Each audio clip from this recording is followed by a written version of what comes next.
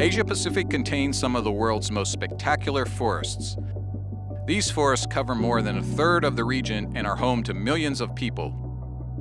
But rapid economic growth has seen large-scale deforestation in recent years, and Asia's forests are disappearing at a rate equivalent to 1.5 million football fields per year.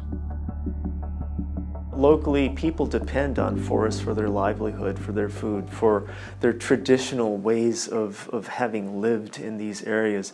And so when you have deforestation processes, you not only have an impact on their food, their livelihoods, but the way they've lived, their culture as well. So on all three levels, global, regional, and local, deforestation is a very problematic issue. Education is vital to addressing this challenge so that communities, governments, and practitioners have a better understanding of climate change and are more able to develop policies and actions that protect forests and slow climate change. The U.S. Agency for International Development Lowering Emissions in Asia's Forest Program, or USAID LEAF, is taking action by developing a climate change curriculum for university students across the region. More than 120 professors from 14 universities and 6 countries in Asia and the Pacific have joined together to participate in this comprehensive climate change training program to prepare qualified experts across Asia. The curriculum development relies on strong input and participation from lecturers and educators.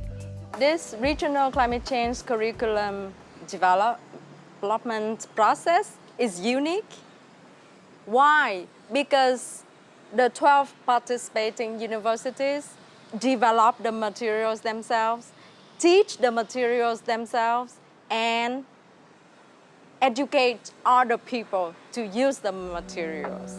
The curriculum materials include presentations and lecture notes on 4 modules: basic climate change, social and environmental soundness, low-emission land use planning, and carbon measurement and monitoring.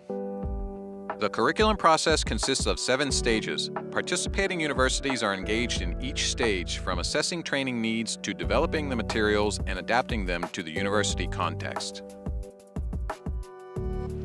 Participating universities are already teaching and replicating the curriculum materials. The process is open and collaborative, with universities and educators encouraged to adapt the curriculum materials to their own local and national contexts.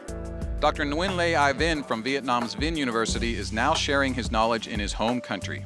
The most important for me that when I came back from here, from Bangkok, so the university decided to revise the program. The curriculum emphasizes interactive learning. Class exercises are an integral part of the process in which learners play a central role, leading to effective teaching, enthusiastic engagement, and further development of skills and knowledge to address climate change challenges. Since last year, I've seen the progress, and also we have a regional input that's very important. You know?